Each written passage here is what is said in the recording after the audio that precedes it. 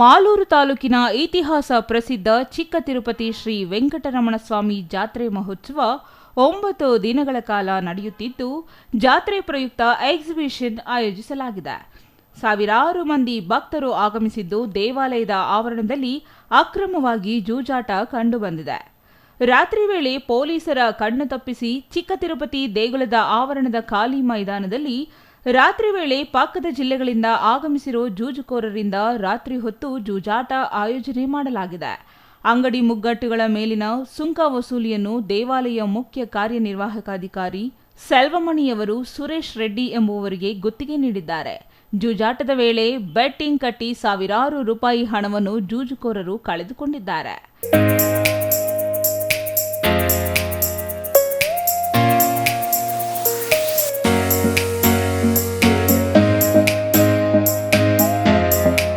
ಚಿಕ್ಕ ತಿರುಪತಿ ದೇವರ ದರ್ಶನಕ್ಕೆ ಬರುವ ಭಕ್ತರಿಗೆ ಮೂಲಭೂತ ಮತ್ತು ಶೌಚಾಲಯ, ಕುಡಿಯುವ ನೀರು ದೇವಾಲಯದಿಂದ ಆಯೋಜನೆ ಮಾಡಿಲ್ಲ.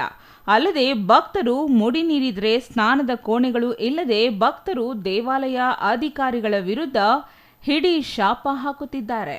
MP Prakash, CTV news, Malur.